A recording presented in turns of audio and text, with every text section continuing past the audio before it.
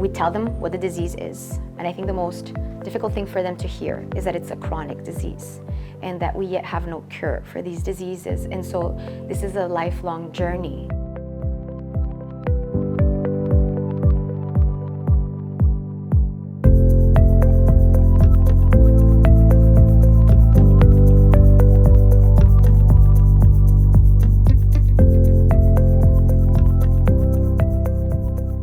Inflammatory bowel diseases is an umbrella of multiple inflammatory conditions. The main ones is Crohn's disease and ulcerative colitis.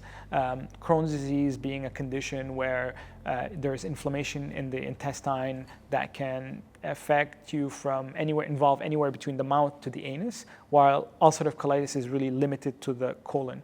So basically, these are conditions where you have inflammation in the intestines, and it is driven by the fact that your immune system has decided to attack your own self and cause these inflammation in the intestines. Having IBD is full-time work.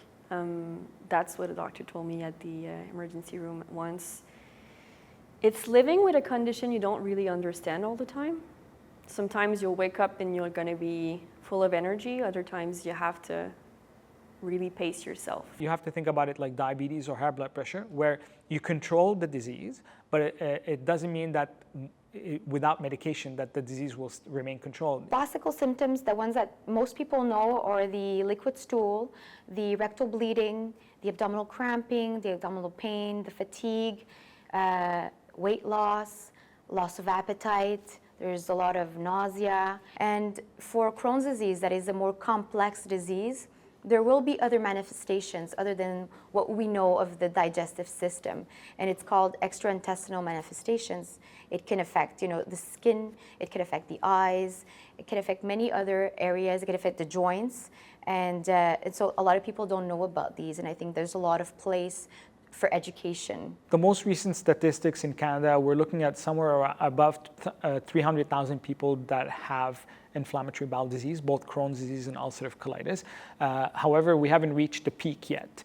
We think that by 2035, we might be at around 1 to 1.2% of the Canadian population that has inflammatory bowel disease. And we think that the peak will probably be reached around 2050. The goal of treatment right now to improve our efficacy and make sure that we have safe drugs as well is to try to better identify or personalize our care to patients, where we say through factors that are probably maybe in the blood or on the biopsies, we're able to identify which patients will respond better to which drug to have a much better efficacy of, rates of efficacy for our treatments. Having this condition allowed me to develop a lot of compassion, patience.